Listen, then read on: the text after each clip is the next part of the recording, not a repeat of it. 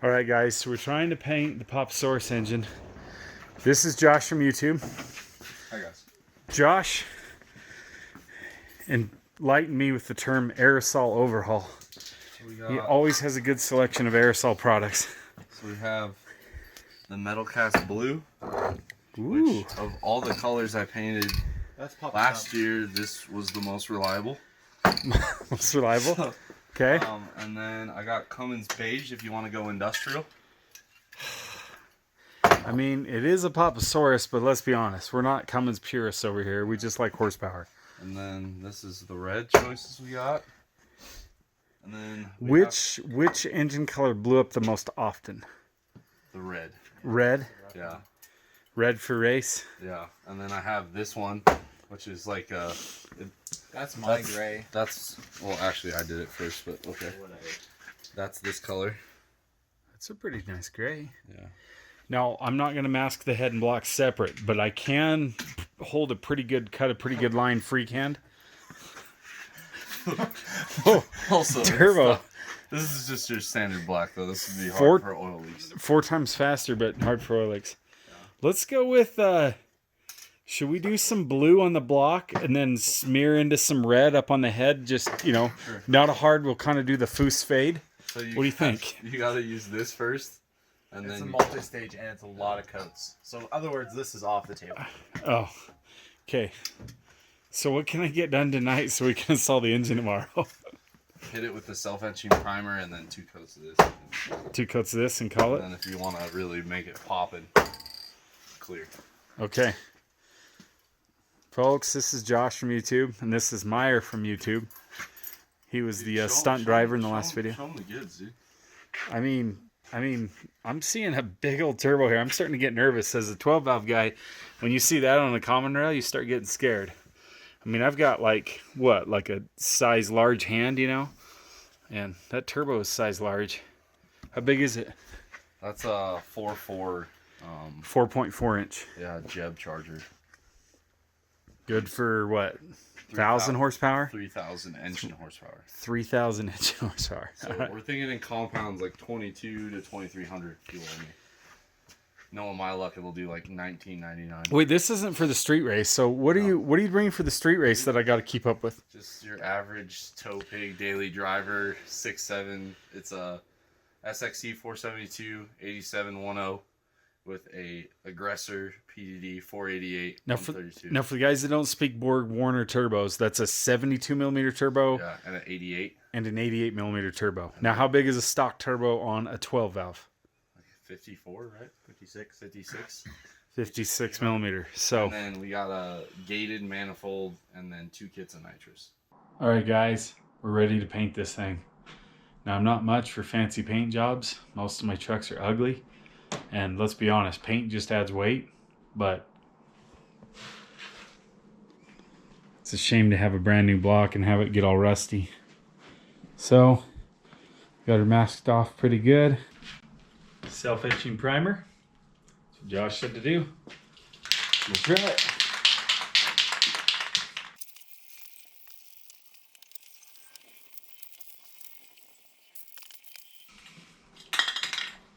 All done. Now we've got to wait 15 minutes.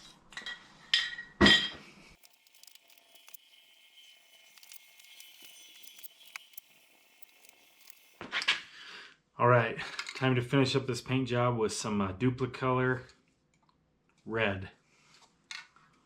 We're going to try to mix it on the gray. I have no idea what it's going to do. That's what Josh wanted me to do, so we're going to put some overspray on it.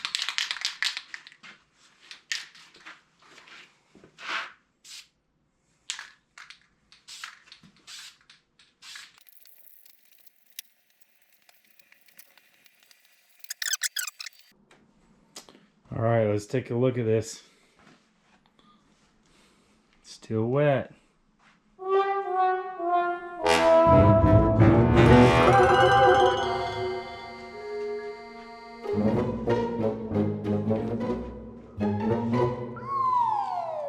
All right, guys, we're back at you on the Papa Saurus build.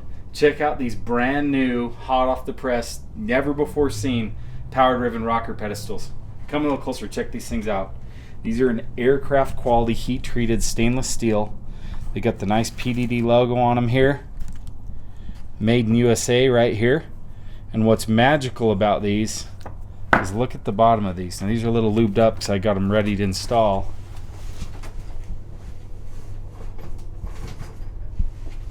Here's a factory pedestal for comparison on the bottom.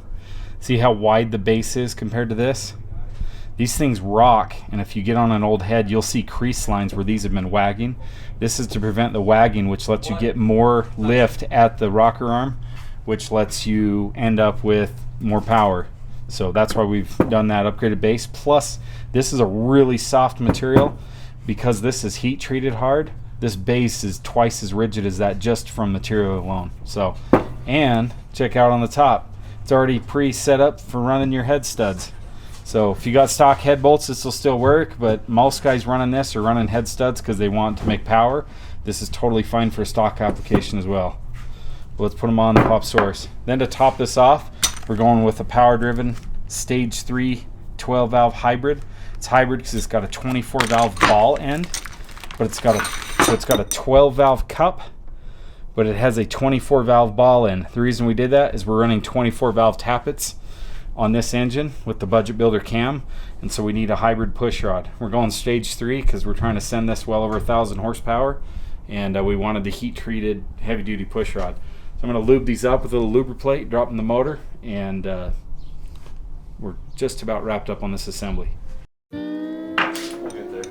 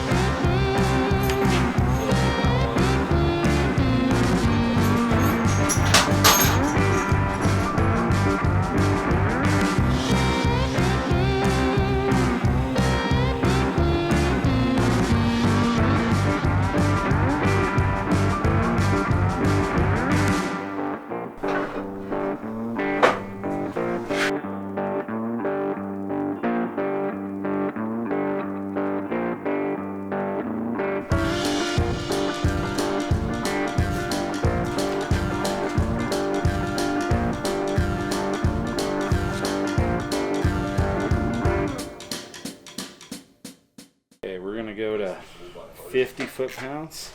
So how do you know what depth to set that to? So The old ones are all set there. So it's all about, this pulls the head away, and Yeah. each one of these increments is about.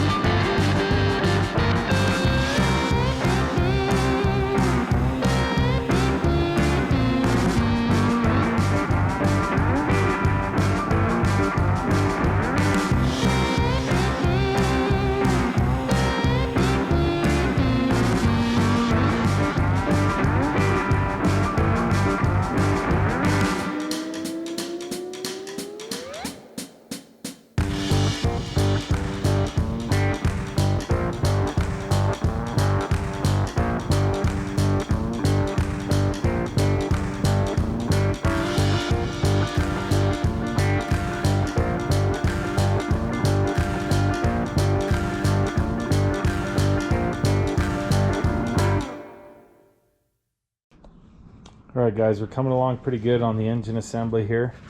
So we got the tappet cover installed, we got the pump installed. We set it to 20 degrees of timing for initial startup.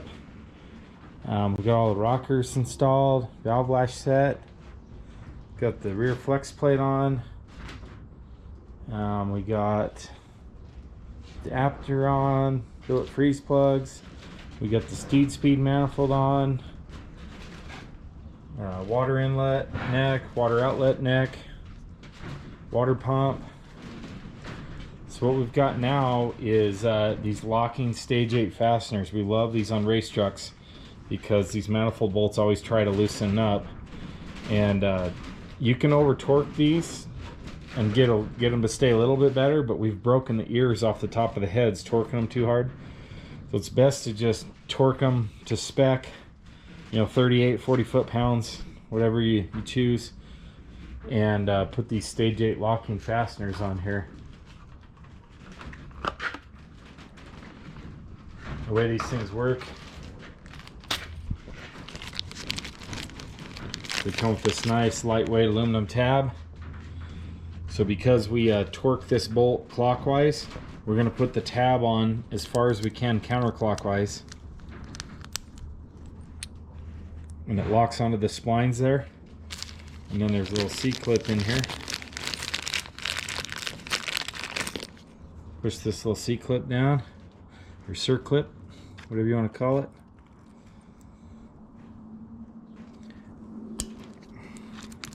Just like that. Now it can only back up, you know, a couple degrees and it won't come loose.